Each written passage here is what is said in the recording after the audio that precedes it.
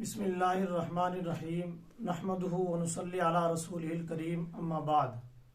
معزز و مقتدر ناظرین و سامعین، السلام علیکم ورحمۃ اللہ وبرکاتہ. اس وقت میں موجود ہوں سوپور کے اندر، اور میرے ساتھ ایک ایسی شخصیت موجود ہیں جو کسی بھی تعارف کی محتاج نہیں ہیں. میری مراد حضرت الاقدس مفتی سید مظفر حسین صاحب قاسمی دامت برکاتہم العالیہ، شیخ الحدیث و صدر مفتی دارالعلوم سوپور. حضرت کی ذرا نوازی ہے کہ حضرت نے اپنے قیمتی اوقات میں سے ہمارے لیے وقت نکالا. چند اہم مسائل ہیں جو حضرت سے ہم سمجھنے کی کوشش کریں گے، اس امید کے ساتھ کہ آپ حضرت کی گفتگو بغور پوری سماعت فرمائیں گے اور ثواب کی نیت سے دوسروں تک اس کو شیئر کرنے کی بھرپور کوشش کریں گے. حضرت پہلے تو بہت بہت شکریہ، جزاک اللہ، آپ نے ہمیں اپنے قیمتی اوقات میں سے وقت دیا. حدیث میں آتا ہے، نبی پاک صلی اللہ علیہ وسلم نے ارشاد فرمایا، رمضان کے اندر شیاطین کو قید کر دیا جاتا ہے. اس سے کیا مراد حضرت؟ شیاطین کو کس طرح قید کیا جاتا ہے؟ بسم اللہ الرحمن الرحیم، الحمد للہ وکفا وسلام علی عبادہ الذین اصطفی، اما بعد. یہ تو صحیح ہے کہ صحیح حدیث میں آیا ہے کہ رمضان کی برکت کے لیے یا رمضان کی عظمت کی خاطر، اہتمام کی خاطر سرکش شیاطین کو قید کیا جاتا ہے. اب اس بات میں پہلے آپ کو یہ دیکھنا پڑے گا کہ عام طور پر جو گناہ ہوتے ہیں، معصیت ہوتی ہے، نافرمانی ہوتی ہے، اس کی تین وجہ ہے. نمبر ایک، شیطان، یہ ہمارا کھلم کھلا دشمن ہے. نمبر دو، نفس، وہ ہمیں گناہوں پر آمادہ کرتا ہے، نفس امارہ. اور تیسری چیز جو ہے وہ برا ماحول ہے. یہ تین چیزیں انسان کو عام طور پر گناہ پر آمادہ کرتی ہیں. اب جب یہ بات سمجھ میں آ گئی، اب اس حدیث کا سمجھنا آسان ہے. تو شیطان جو انسان کو ورغلاتے رہتے ہیں، انسان کو تباہ کرتے ہیں، تو اس وقت جب رمضان آنے کو ہوتا ہے، اللہ تعالیٰ کو بند کرتے ہیں، ان کو جکڑ لیتے ہیں اور قید میں بند کرتے ہیں. گویا حقیقی معنی ہے، مجازی معنی نہیں بلکہ حقیقی معنی ہے کہ واقعی شیطان بند کی جاتی. اس کی مثال ہے جیسے کسی ملک میں کوئی بڑا دن ہوتا ہے، مثلا 26 جنوری ہوتا ہے یا اگست کی 15ویں تاریخ ہوتی ہے. اس وقت ان لوگوں کو قید کیا جاتا ہے جو حکومت کی نظروں میں کھٹکتے ہیں اور وہ سوچتے ہیں کہ ہماری اس تقریب کو یہ کہیں برباد نہ کرے، خراب نہ کرے یا کوئی نقصان نہ پہنچائے. اسی طرح اللہ اپنے بندوں کی روزوں کی حفاظت کے لیے واقعی شیطانوں کو بند کر دیا. حقیقت ہے. دوسرا مطلب اس کا یہ ہے کہ میں نے بتایا کہ برا ماحول انسان کو گناہ پر آمادہ کرتا ہے. تو اس سے مراد اب یہ ہوگا کہ شیطان بند ہونا نہیں، بلکہ ایسی اللہ فضا بنا دیتے ہیں. اللہ ایسی فضا بنا دیتے ہیں کہ شیطان اپنے کام ہی نہیں کر پاتے ہیں. مسلمان جیسے نیکیاں کرتے ہیں، ان کی شیطان کے لیے رکاوٹیں کھڑا ہو جاتی ہیں، اور جب رکاوٹیں ان کے لیے کھڑا کی جاتی ہے نیکیوں کی وجہ سے، تو اب شیطان آگے بڑھ نہیں سکتے. البتہ اس پر ایک اعتراض ہے، ایک سوال ہے کہ اگر شیطان بند ہو گیا تو پھر گناہ کیوں ہوتے؟ یہ سوال ہو سکتا ہے. تو اس کا جواب تو ہمارے محدث نے بہت زیادہ دیے ہیں. ایک یہ ہے کہ سرکش شیطان بند کی جاتے ہیں. اس کا مطلب چھوٹے چھوٹے شیطان تو پھرے رہتے ہیں، ان کی وجہ سے اگر کوئی برا ہو جائے تو کوئی حرج کی بات نہیں. دوسری بات ہے کہ اگر تمام شیطان کو ہم مانیں گے وہ بند ہو گئے، لیکن نفس تو کھلا ہے، برا ماحول تو کھلا ہے، تو اس کی وجہ سے گناہ ہو سکتے. اور تیسرا جواب یہ بھی ہے، اس کو ہم مثال سے سمجھائیں گے. ہم فین چلاتے ہیں، جب فین چلتا رہتا ہے پھر ہم اس وقت بند کرتے ہیں، سوئچ آف کرتے ہیں، تو فین بند فوراً نہیں ہوتا، کچھ چکر تو تب بھی وہ لگاتا ہے. اسی طرح شیطان نے پورے سال اپنے کام کیے ہیں، انسان کو بری چیزوں پر آمادہ کیا ہے، برا ماحول اس نے پیدا کیا ہے. اگر اس کو چند دن کے لیے بند کیا جائے گا تو بند ہونے کے باوجود بھی اس کا اثر کچھ نہ کچھ باقی رہتا ہے. تو اس لیے گناہ اس سے سرزد ہو جاتے ہیں. حضرت، اس مہینے کا بہترین عمل ہے روزہ، تو ہم یہ سمجھنے کی کوشش کریں گے روزہ کی فرضیت کیسے ہوئی. دیکھو، روزہ تو فرض اسی امت پر نہیں ہے، روزہ تو تمام امتوں پر فرض ہے. قرآن نے خود کہا، کتب علیکم الصیام کما کتب علی الذین من قبلکم. تم سے پہلے جتنے بھی امتیں تھیں ان پر روزہ فرض تھا. البتہ روزہ ہمارے یہاں جو فرض ہے اس میں تدریج تھی. تدریج میں آہستہ آہستہ لوگوں کو مزاج بنایا گیا. سب سے پہلے ہمارے یہاں روزہ جو فرض تھا وہ عاشورہ کے دن کا تھا. عاشورہ 10 محرم کو کہتے ہیں. اس دن حضور اسلام روزہ رکھتے تھے اور صحابہ کو روزہ رکھنے کا حکم دیتے تھے. اس کے بعد جب رمضان فرض ہو گیا تو رمضان کی فرضیت کے بعد اب عاشورہ کے روزے میں اختیار دیا گیا. اگر چاہے کوئی تو روزہ رکھ لے, اگر چاہے عاشورہ کا رکھ لے, اگر کوئی چاہے نہ رکھ لے, بہتر ہے, مستحب ہے باقی. لیکن اب روزہ فرض رہ گیا. لیکن جب روزہ فرض ہو گیا اس میں بھی اختیار ہو گیا, اس میں سختی نہیں کی گئی, اس میں تدریج ہوگی. مثلا پہلے یہ تھا وَعَلَى الَّذِينَ يُطِيقُونَهُ فِدْيَةٌ طَعَامُ مسکین, کہ اگر ایک آدمی روزے کی طاقت رکھتا تھا, اس کے باوجود بھی اگر روزہ نہیں رکھنا چاہتا تھا, اس کو اختیار تھا, وہ اس کے بدلے میں فدیہ دے اور روزہ نہ رکھے. لیکن یہ فرضیت بعد میں منسوخ ہوگی. قرآن نے کہا فَمَنْ شَهِدَ مِنْكُمُ الشَّهْرَ فَلْيَصُمْهُ, جو مہینوں کو پائے گا, جو رمضان کو پائے گا اور اس میں اہلیت اور صلاحیت ہے روزہ رکھنے کی, اس کو روزہ رکھنا ہی ہے. تو وہ جو اختیار کی صورت تھی فدیہ دینے کی, اب وہ اس کی وجہ سے منسوخ ہوگی. اور کچھ چیزوں میں اور بھی آگے ہے, تدریج آگے ہے. مثلا پہلے سخت حکم تھا کہ آدمی دن کو روزہ رکھے, شام کو جب تک جاگتا رہے تب تو وہ کھا سکتا ہے, لیکن نیند آنے کے بعد جو ہے وہ اس کو کھانے کی اجازت نہیں تھی. اس کی وجہ سے صحابہ رضوان اللہ تعالیٰ علیہ مجمعین کو بڑی پریشانیاں ہوئیں, کچھ واقعات بھی ان کے پیش آ گئے. تو قرآن نے اس سختی کو آسانی سے بدل دیا. قرآن نے پھر کہا فَكُلُوا وَاشْرَبُوا حَتَّى يَتَبَيَّنَ لَكُمُ الْخَيْطُ الْأَبْيَضُ مِنَ الْخَيْطِ الْأَسْوَدِ مِنَ الْفَجْرِ ثُمَّ أَتِمُّوا الصِّيَامَ إِلَى اللَّيْلِ.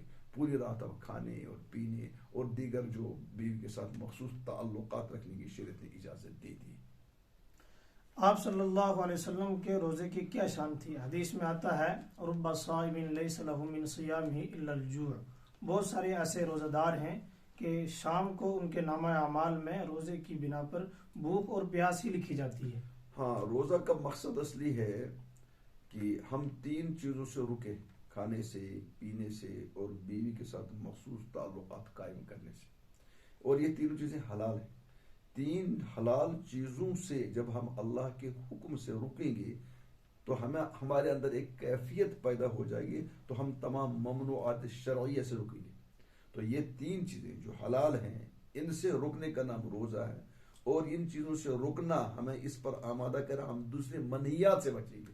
تو روزے کا مقصد صرف انہی سے نہیں بچنا حلال سے, بلکہ تمام ممنوعات سے بچنا ہے. مثال ہے حدیث میں نبی پاک صلی اللہ علیہ وسلم ارشاد فرمایا من لم يدع قول الزور والعمل به فليس لله حاجة في ان يدع الطعام والشراب. جس نے کھانا پینا تو چھوڑ دیا لیکن جھوٹ بولنا نہیں چھوڑا یا جھوٹ پر عمل کرنا نہیں چھوڑا, تو وہ تو بھوکا ہے. اللہ کو اس کو کھانا پینے سے کوئی مطلب, چھوڑنے سے کوئی مطلب نہیں. اس کا مطلب ہے روزے کا مقصد تقوی, لعلکم تتقون. تقوی کا مطلب ہے, کسی صحابی سے پوچھا تقوی کسے کہتے ہیں, تو انہوں نے کہا کہ تم کبھی جاتے ہو کسی تنگ جگہ سے, اس کے دونوں طرف کانٹے کے درخت ہیں, وہاں کیسے جاؤ گے تم؟ تو انہوں نے کہا ہم کپڑے سمیٹ کر بدل سمیٹ کر ہم نکلیں گے. کہا یہی تقوی ہے. تو روزے کا مقصد تمام منہیات سے بچنا ہے, اور تمام منہیات سے بچنے کا نام ہے روزہ. اور اتنا نہیں بلکہ ایک مرتبہ کیا ہے کہ روزہ مواسط ہمدردی کا مطلب ہے. ہمدردی بھی ہونی چاہیے, جھوٹ نہ ہونا چاہیے, دغا بازی ہونا چاہیے, دھوکہ نہیں ہونا چاہیے, یہ تمام چیزیں اس میں ہونی چاہیے. تو روزہ تمام منہیات سے بچنے اور تمام معمورات کے ادا کرنے کا نام ہے. اگر منہیات سے نہیں بچے آپ اور معمورات نہیں ہوئی تو آپ کا روزہ نہیں ہوا. روزے کے بارے میں تو نبی پاک صلی اللہ علیہ وسلم اتنا اہمیت کے ساتھ فرماتے تھے کہ جس نے رمضان کے روزے رکھے اس کے گناہ معاف ہو گئے. تو گناہ تو اس وقت معاف ہوں گے جب تمام گناہوں کو چھوڑے گا. یہ مطلب نہیں کہ بھوک کی وجہ سے آپ کے روزے گناہ معاف ہو جائیں گے. بھوک کی وجہ سے آپ کے اندر کیفیت پیدا ہو جائے گی کہ آپ دیگر منکرات سے بچیں گے. جب دیگر منکرات سے بچیں گے تو انشاءاللہ آپ کی گناہ معاف ہو جائے گی. روزے کے ساتھ ساتھ اس مہینے کا ایک اور عمل ہے. نبی علیہ الصلوۃ والسلام نے ارشاد فرمایا روزہ اللہ نے فرض کیا ہے, تراویح کو اس مہینے میں میں نے سنت قرار دیا ہے. تو یہ جو نماز تراویح ہے اس کی کیا فضیلت ہے؟ تراویح کے بارے میں ہے, حدیث میں ہے من صام رمضان ایمانا و احتسابا غفر له ما تقدم من ذنبه من قام رمضان ایمانا و احتسابا غفر له ما تقدم من ذنبه. جو روزہ رکھے گا اس کے گناہ معاف, اور جو قیام لیل کرے گا قیام رمضان کا مطلب علماء لکھتے ہیں اس سے مراد تراویح ہے. تو تراویح گناہ کے مٹنے کا اور گناہ کے معاف ہونے کا ایک بڑا ذریعہ ہے. اور تراویح میں ایسی بھی ویسے بھی اہمیت ہے کیونکہ تراویح مثلا قرآن پڑھا جاتا ہے اور یہ رمضان قرآن کا مہینہ ہے نا. شہر رمضان الذی انزل فیہ القرآن. تو حضور علیہ السلام جو رمضان میں زیادہ عبادت کرتے لمبا قیام کرتے تھے پائے مبارکوں میں ورم آ جاتا تھا. وہ ورم کب آ گیا جب زیادہ قرآن پڑھا جاتا تھا اور زیادہ قرآن کی وجہ سے طویل قیام ہو جائے گا. طویل قیام کی وجہ سے ورم آئے گا. تو اصل تراویح وہ تو نماز ہے لیکن نماز میں اہم چیز ہے وہ قرآن ہے. اس لیے حضور اسلام کے بارے میں لمبا قیام کا تذکرہ آ گیا. امت کے بارے میں آ گیا وہ تراویح جب پڑھتے بہت زیادہ قیام کرتے تھے بہت زیادہ قرآن پڑھتے تھے. سیدنا عثمان رضی اللہ تعالیٰ کے بارے میں آیا ہے وہ تو ایک رکعت میں پوری 30 پارے پڑھتے تھے. اور حضرت امام بخاری رحمۃ اللہ کے بارے میں امام ابو حنیفہ کے بارے میں آیا ہے اور دوسرے اکابر کے بارے میں بہت زیادہ قرآن پڑھتے تھے. تو تراویح صرف تراویح مقصد نہیں ہے 20 رکعت تراویح پڑھیں گے بلکہ تراویح پڑھنا سنت اور پورا قرآن ایک مرتبہ ختم کرنا یہ بھی سنت ہے. تو جو حضرات تراویح پڑھتے ہیں پہلے تو وہ تراویح 20 پڑھیں اور کوشش کریں کہ ہم کم از کم ایک قرآن اس میں ختم کریں تاکہ اسلاف اور حضرت نبی صلی اللہ علیہ وسلم کا طریقہ جو تھا قرآن زیادہ زیادہ پڑھا جائے گا اس پر عمل ہو سکے. آج حضرت ہر کوئی انسان کہتا ہے مزدور کہتا ہے میں مزدور ہوں تھک جاتا ہوں قرآن کریم نہیں سن سکتا. تاجر کہتا ہے مجھے دکان پہ بیٹھنا ہے میں قرآن کریم نہیں سن سکتا. ایک ملازم کہتا ہے میں دن بھر جو ہے اپنی اس پہ رہتا ہوں ملازمت پہ رہتا ہوں رات کو تھک جاتا ہوں. پورا ایک ایسا ماحول بن گیا ہے. بہت کم لوگ ہیں کہ جو رمضان کے اندر تراویح میں قرآن کریم سنتے ہیں اور اکثریت ایسی ہے جو اس کو چھوڑ رہے ہیں لوگ دھیرے دھیرے. بالکل آپ کا فرمانا بالکل صحیح ہے. یہ تو بدقسمتی ہے. اس کو آپ بدقسمتی سے علاوہ اور کسی چیز سے تعبیر نہیں کر سکتے. جب ہم دنیا کمانے کے لیے پیٹ کے کمانے کے لیے اتنی محنت کرتے ہیں تو کل ہمیں مرنا ہے اور ہم جنت کے طلبگار ہیں جنت کو حاصل کرنا چاہتے ہیں. جب آپ کو معمولی دنیا بغیر محنت کے لیے ملے گی تو یہ کیسے ممکن ہے اتنی بڑی جنت اور جنت کے اتنے بڑے مراتب آپ کو بغیر محنت کے ملے گی. کیا صحابہ کے پاس کام نہیں تھا؟ کیا پیغمبر کے پاس کام نہیں تھا؟ کیا صلح علماء کے پاس کام نہیں تھا؟ سب کے پاس کام تھا. حدیث میں آ گیا ہے بخاری میں روایت ہے کہ ایک صحابی تھے وہ روزہ رکھتے تھے اور روزہ رکھنے کے بعد چونکہ گھر آنا تھا افطار کے لیے افطار میں کچھ موجود نہیں تھا. وہ بیچارے بھوکے سو گئے ایسے بھوکے رہے. اگلے دن پھر انہوں نے روزہ رکھا بھوکے ہی اور بے ہوشی کی حالت میں زمین پہ پڑے رہے. تو انہوں نے بھوک کی وجہ سے نہ تو روزہ چھوڑ دیا اور نہ کام کی وجہ سے روزہ چھوڑ دیا. یہ تو بالکل غفلت کی بات ہے. ہم عذر لنگ پیش کرتے ہیں. یہ جو کہتے ہیں مجھے کام ہے ان سے پوچھو تراویح میں زیادہ سے زیادہ 1 گھنٹہ لگتا ہے. نماز کے ساتھ ملا کر 1.5 گھنٹہ لگتا ہے. اگر آپ 1.5 پارہ بھی پڑھیں گے تو 1.5 گھنٹہ لگتا ہے. جب آپ تراویح پڑھ کے آئیں گے اب ان جو عذر خواہ لوگ ہیں اور معمولی بہانہ کرنے والے ہیں جو واپس آتے ہیں وہ تو دربار کرتے رہتے ہیں وہ تو باتیں کرتے رہتے ہیں وہ ٹی وی دیکھتے رہتے ہیں وہ موبائل دیکھتے رہتے ہیں. یہ عذر اللہ کے یہاں نہیں چلے گا. جو شخص جو عذر پیش کرتا ہے چاہے زمیندار تھکاوٹ کا تاجر تجارت کا ملازم اپنی ملازمت کا ان کو سوچنا چاہیے یہ عذر کیا ہم اللہ کے یہاں پیش کر سکتے ہیں. نہیں اللہ کے یہاں پیش کرتے ہیں ٹھیک یہاں بھی پیش کریں لیکن یقینی طور پر وہ اللہ کے یہاں اس کا پیش نہیں کر سکتے ہیں. ان لوگوں کا مقام جو تراویح پڑھتے ہیں قرآن کو پڑھتے ہیں اور راتوں کو جاگتے رہتے ہیں عبادت کرتے رہتے ہیں ان لوگوں کا مقام جب یہ دیکھیں گے یہ بد نصیب لوگ جو بہانے باز ہیں اس وقت حسرت کی وجہ سے وہ پریشان ہو جائیں گے. لیکن اس وقت حسرت کو کوئی کام نہیں دے گا. یہ جھوٹے عذر ہیں اور عمل سے بچنے کے بہانے ہیں. اللہ کی یہ چیزیں چلنے والی نہیں. حضرت نوافل میں یا تراویح کی نماز میں قرآن کریم کی تلاوت انسان تیز تیز کر سکتا ہے؟ دیکھو قرآن تو پڑھو اور خوب پڑھو لیکن بدنصیبی ایک ہو گئی ہے کہ کچھ ہمارے حفاظ ایسا قرآن پڑھتے ہیں جس سے الفاظ ہی سمجھ میں نہیں آتے صرف یعلمون تعلمون. تو ایک غلطی تو ان لوگوں کی جو ہے جو قرآن ہی نہیں پڑھتے ہیں. ایک غلطی ان لوگوں کی ہے جو قرآن کو ایسا تیز پڑھتے ہیں ایسی جلد بازی کرتے ہیں کہ الفاظ سمجھ میں نہیں آتے. تو دونوں لوگ غلطی پر ہیں. قرآن پڑھو اور خوب ذوق سے پڑھو شوق سے پڑھو. الفاظ سمجھ میں آنی چاہیے. الفاظ سمجھ میں نہ آئے تو اس قرآن کو پڑھنے کا کوئی فائدہ نہیں. ہم اپنے حفاظ سے گزارش کرتے ہیں کہ وہ جب قرآن پڑھیں تو دھیمے آواز میں پڑھیں اور الفاظ کی ادائیگی کا صحت کا خیال رکھیں، کسی قسم کی جلد بازی نہ کریں۔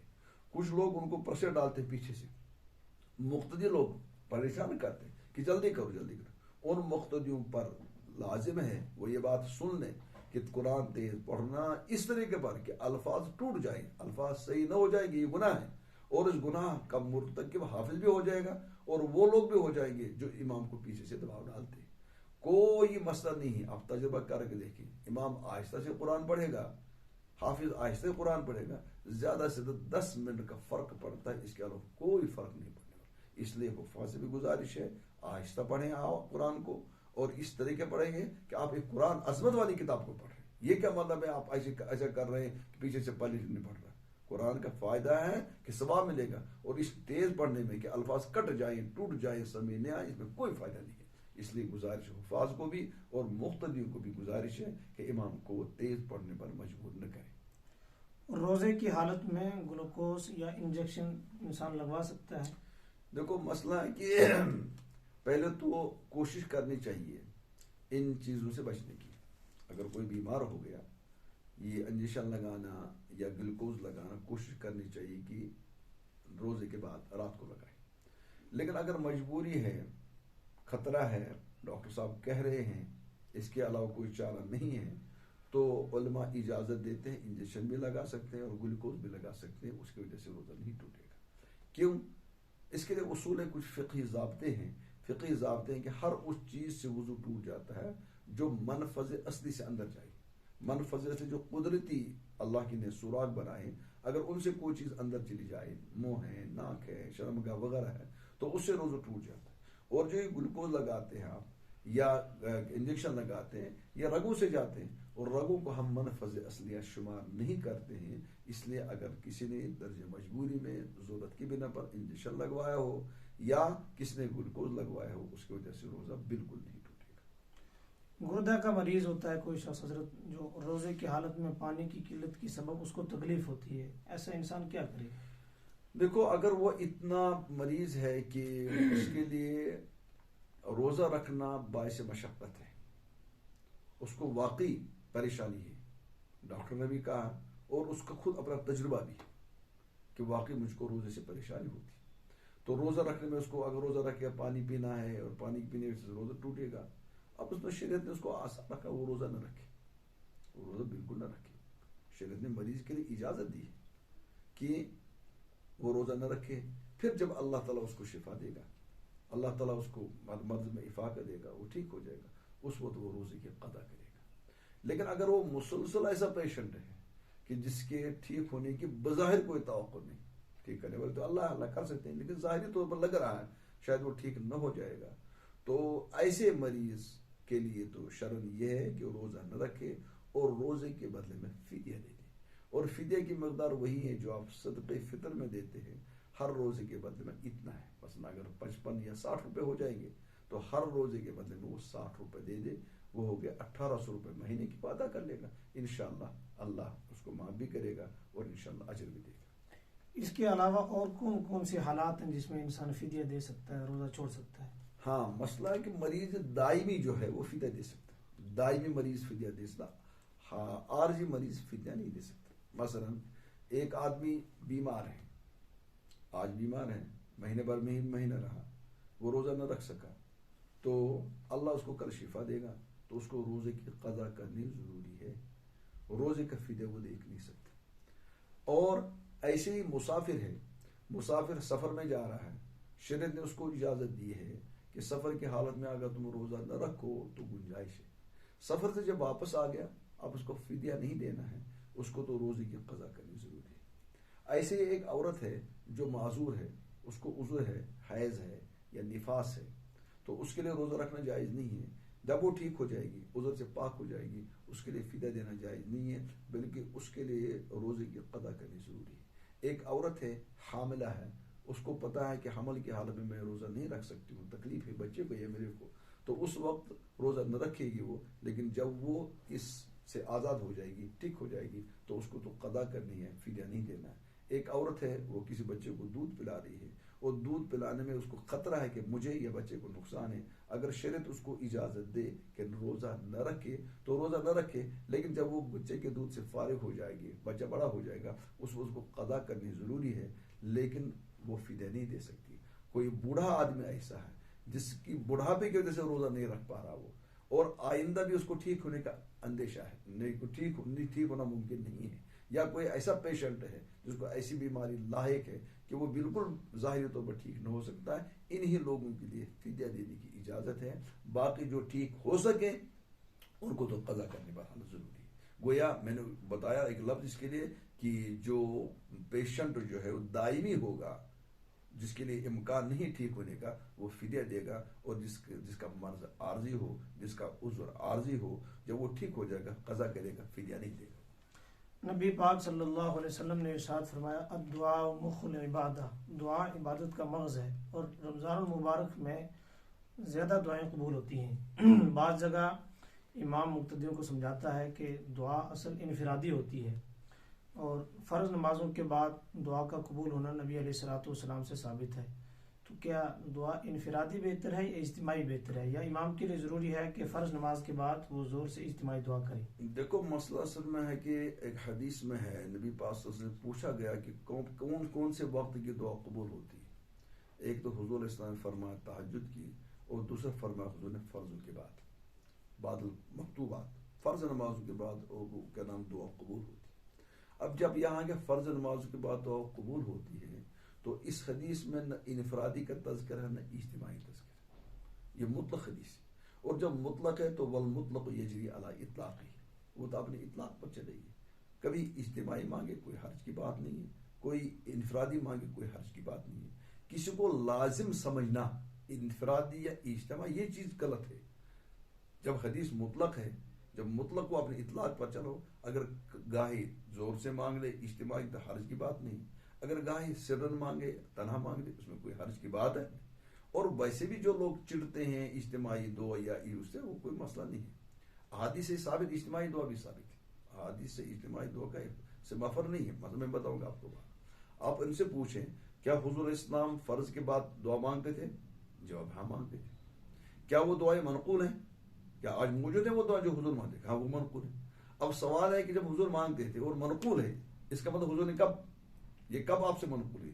اس کا مطلب جب لوگوں نے سنی ہے، جب صحابہ نے سنی ہے حضور کے بعد دعاؤں کو سنا ہے تبھی تو نقل کیا ہے، اور جب حضور نے دعائیں کی ہوگی تو یہ ناممکن ہے حضور نے کہا اے اللہ ہمارے گناہوں کو معاف کر، صحابہ خاموش رہیں گے، انہوں نے آمین کہا ہوگا۔ تو اس لیے اجتماعی دعا ثابت ہے، البتہ اجتماعی کو لازم سمجھنا یہ غلط ہے، ایسے انفرادی کو لازم سمجھنا یہ بھی غلط ہے، گائے ایسا کرو گائے ایسا کرو، تو دونوں صورتیں جائز ہیں۔ ہاں دعا جو ہے آج کی دعا، یہ میں اپنی طرف سے اضافہ کروں گا، سب سے قبولیت کی دعا تہجد ہے، اور جب افطار کا وقت ہوتا ہے۔ ہمارے یہاں بدنصیب ایک ہے، جب افطار کا وقت آتا ہے، ہمارے یہاں افطار کا جب وقت آتا ہے تو افطار کے وقت جو قبولیت، اتنی اہمیت ہے اس وقت کی کہ بعض علماء کہتے ہیں کہ فرشتے جو اپنی عبادت کرتے ہیں ان کو حکم ہوتا ہے تم آج اپنی عبادت کو چھوڑ دو، میرے بندے آج دعائیں کر رہے اس وقت، ان کی دعا پر تم آمین کرو۔ تو یہ جو افطار کا وقت ہے 10-15 منٹ پہلے یا عصر کے بعد کا وقت ہے، پوری دنیا میں دیکھیں گے، حرم پاک میں ہم نے خود دیکھا کہ لوگ کیا کرتے ہیں، وہ جمع ہوتے ہیں اور اللہ کے یہاں گڑ گڑاتے ہیں، روتے ہیں، دعائیں مانگتے ہیں۔ ہمارے کشمیر میں تبصرے ہوتے ہیں، سیاست پر تبصرہ، امریکہ پر تبصرہ، روس پر تبصرہ، جو دن بھر کیا ہے اس پر تبصرہ۔ بھائی ان خرابات کو چھوڑ دو، یہ جو آپ کو وقت مل رہا ہے یہ غنیمت ہے، یہ 10-20-30 یہ کمائی کے دن ہیں، ان میں زیادہ سے زیادہ دعا کرنے کی کوشش کرے، اور امام کو بھی چاہیے کچھ دن لوگوں کو بیٹھا کر سکھائیے دعا کا طریقہ، اور پھر لوگ انفرادی طور پر دعا انشاءاللہ مانگیں گے، رو رو کے دعا مانگیں گے، اپنی پریشانی کا ازالہ مانگیں گے، اور لوگوں میں جو دوسرے حالات ہیں ان سے بھی پناہ مانگے۔ آج بہترین سیزن ہے کمانے کا، اس کی قدر کرنی چاہیے، بے قدری نہیں کرنی چاہیے۔ جزاک اللہ احسن الجزاء۔ اللہ تعالی ہم سب کو ان تمام باتوں پر عمل کرنے کی توفیق عطا فرمائے۔ آمین یا رب العالمین۔